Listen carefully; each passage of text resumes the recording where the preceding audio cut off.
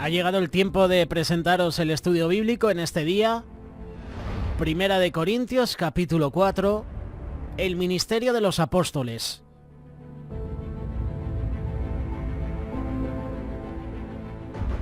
Jesús escogió a 12 personas que se les llamó apóstoles. Cuando Judas entregó a Cristo y se suicidó, él fue reemplazado por Matías. Hechos capítulo 1, versículo 26. Después de este reemplazo, los 12 apóstoles originales no tenían sucesores. Cuando Jacobo fue muerto por Herodes, Hechos capítulo 12, verso 2, nadie le reemplazó. Pablo fue un apóstol especial con misión de ir a los gentiles, como dice Hechos capítulo 9, verso 15, pero no debemos confundir su apostolado con el de los 12. El significado de apóstol es la palabra que proviene del griego apostelo, que significa enviar en pos de sí o de parte de. 12 discípulos escogidos por Jesús para formar su cuerpo especial.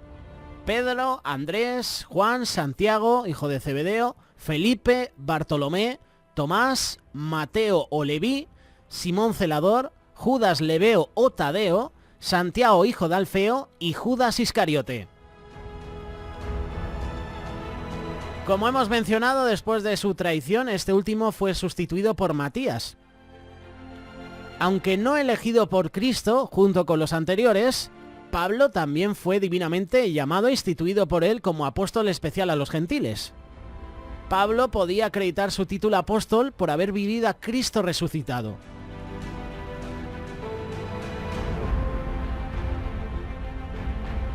Pablo, aun cuando había visto al Señor Jesús en 1 Corintios capítulo 9, verso 1, o el capítulo 15, verso 8, no había acompañado a los 12 todo el tiempo de su ministerio terrenal. Por ello no podía tomar un lugar entre ellos en base de su carencia de las condiciones necesarias para ello. Pablo recibió una comisión directa por parte del Señor mismo después de su ascensión. Ese mensaje era el de llevar el evangelio a los gentiles. Un apóstol es uno que es enviado. Cristo era apóstol de Dios. Y tú dirás, ¿cómo? ¿Sí? Hebreos capítulo 3, verso 1. Por tanto, hermanos santos, participantes del llamamiento celestial, considerad al apóstol y sumo sacerdote de nuestra profesión, Cristo Jesús.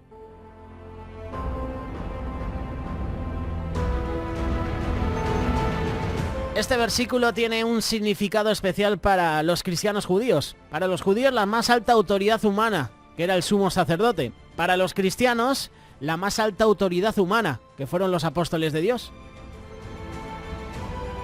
Jesús es el sumo sacerdote, es la autoridad suprema de la Iglesia.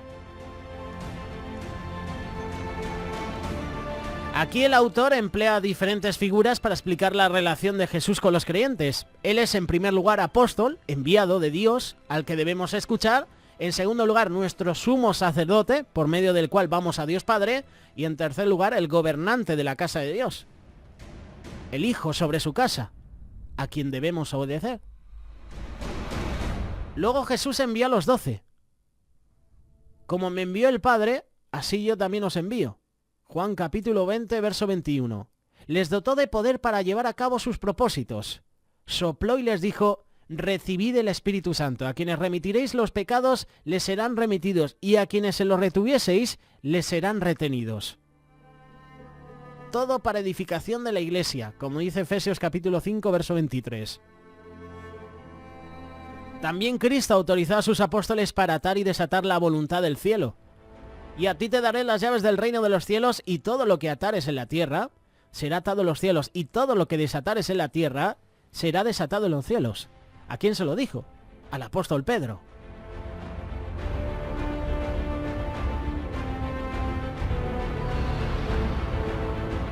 Por lo tanto, ni Pedro ni los otros apóstoles tenían autoridad para entregar enseñanzas de ellos mismos, sino que simplemente revelaban lo que ya estaba establecido en el ciclo. Según el clero romano, cuando Jesús dijo esto, él dio a Pedro el derecho de enseñar y gobernar con autoridad. Pero ¿sabes una cosa? Jesús no dijo esto solamente a Pedro, sino también a todos los apóstoles. Y en segundo lugar, ellos solamente enseñaban y predicaban lo que Jesús les había enseñado y lo que el Espíritu Santo les estaba revelando. Los apóstoles, siendo inspirados por el Espíritu Santo, predicaban lo que ya estaba atado y desatado en el cielo. Por eso, en nombre de Cristo, entregaron mandamientos y prohibiciones.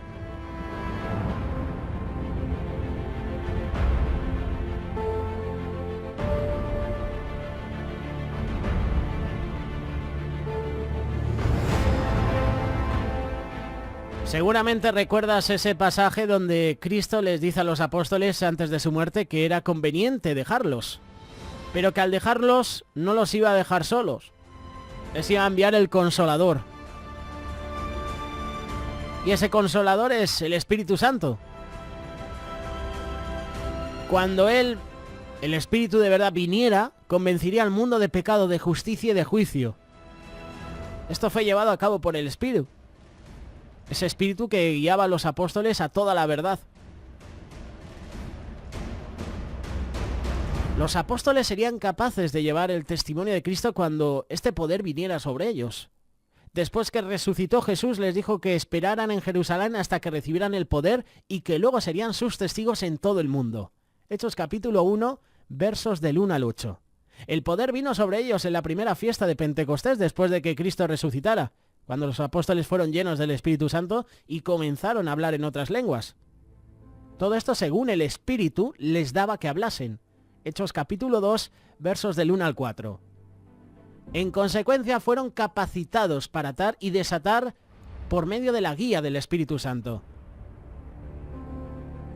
Podríamos decir que los apóstoles eran embajadores de Cristo. Un embajador es un agente diplomático de alto rango enviado por un soberano gobierno a otro. Los apóstoles, por la autoridad investida en su oficio, rogaron a los hombres por Dios que se reconciliaran con Cristo. Ningún embajador tiene autoridad de sí mismo, sino que está bajo la autoridad del soberano, del rey o del presidente, no lo sé. De manera que los apóstoles ataron y desataron lo que ya había sido atado y desatado en el cielo.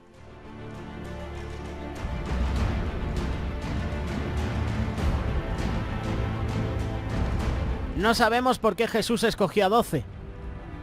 De estos, 3 formaban un círculo más íntimo.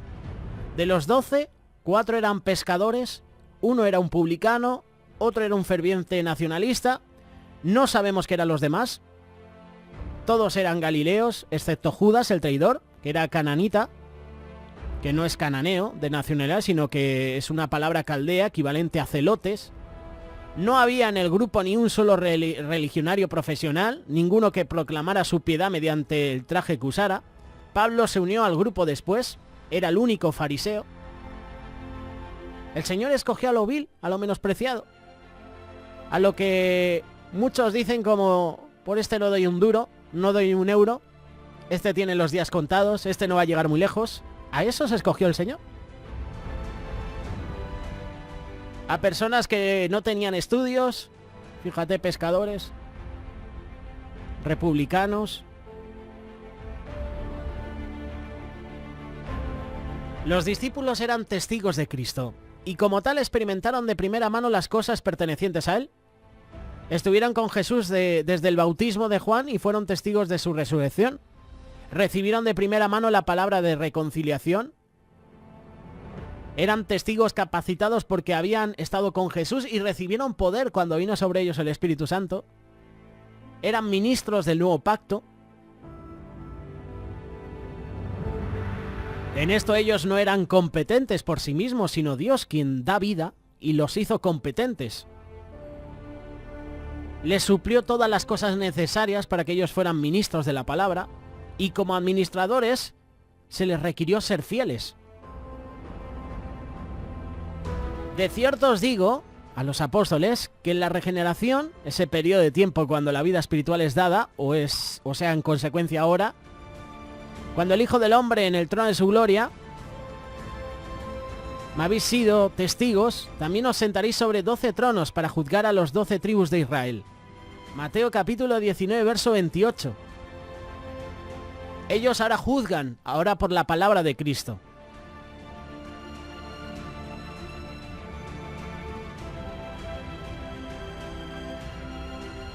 Los apóstoles edificaron y establecieron iglesias.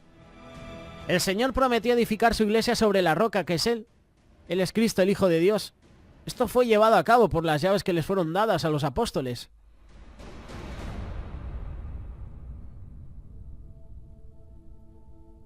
Requisitos para ser apóstol. Tuvieron un llamado divino. Tuvieron un llamado de parte de Dios. Pablo fue llamado a ser apóstol de Jesucristo por la voluntad de Dios, como dice 1 Corintios capítulo 1, verso 1. No siendo de hombres, no por hombres, sino por Jesucristo y por Dios el Padre. Gálatas capítulo 1, verso 1. Los apóstoles tenían que ser testigos de la resurrección. Los 12 originales habían estado con él desde el bautismo de Juan y lo habían visto después de su resurrección, como hemos dicho hace unos minutos. El Señor se apareció más tarde a Saulo de Tarso, para que estuviera de esta manera calificado también. Los discípulos, los apóstoles tenían credenciales, los poderes milagrosos por medio de los cuales confirmaron la palabra. Pablo dijo que la gran salvación primero comenzó a ser hablada por el Señor y que fue confirmada por aquellos que la escucharon de primera mano, por medio de señales, prodigios, diversos milagros, dones del Espíritu Santo. Estas eran las señales de un apóstol que Pablo usó para confirmar su oficio. Esto lo veremos próximamente, 2 Corintios capítulo 12, verso 12.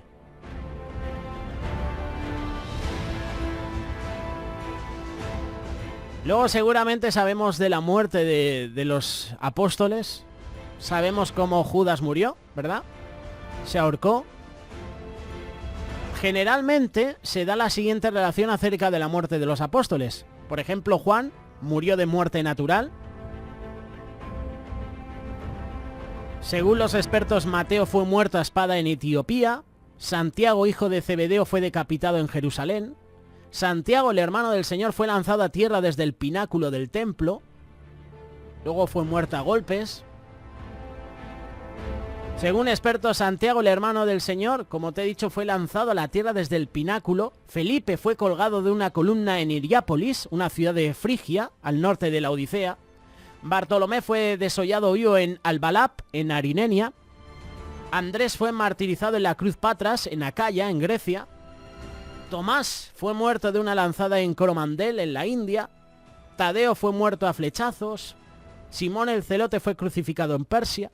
Pedro fue crucificado con la cabeza hacia abajo. Matías primero fue apedreado y luego decapitado. Y luego Pablo fue decapitado en Roma. Seguramente de algunos de estos sabes. Por ejemplo, el de Pedro, quizás también el de Pablo, pero el resto. El de Juan, por ejemplo, la Biblia no lo menciona, de muerte natural.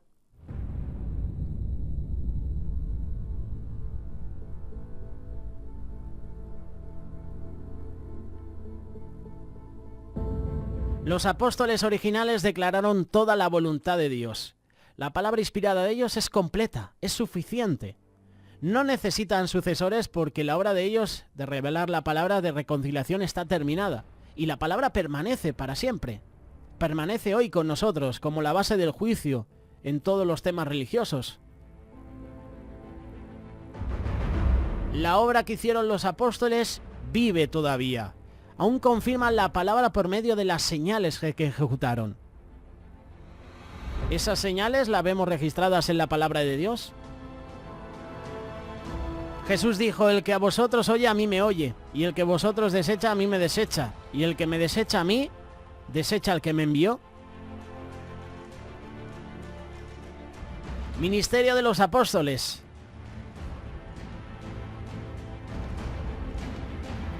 Seguramente muchos nos identificamos con alguno de ellos, ¿verdad? ¿Con qué apóstol te identificas tú? La mayoría diríamos con el apóstol Pedro, ¿verdad? Ese carácter violento, ¿no? Ese carácter sanguíneo, ¿sabes? Que expresaba todos sus sentimientos al momento, pero que después el Señor trató en su vida y fue reconocido en todo el mundo. Y sigue siendo reconocido la labor que hizo Pedro.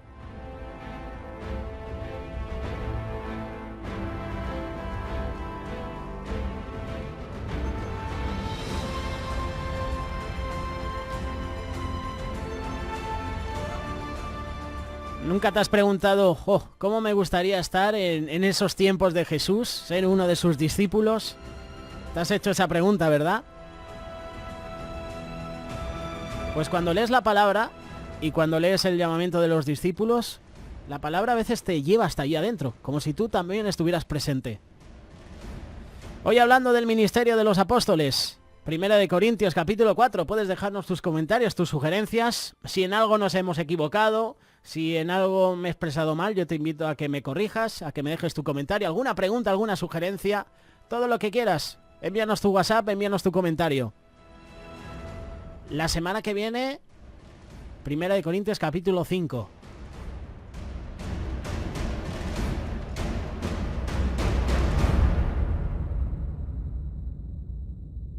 Radio Solidaria, una radio comprometida.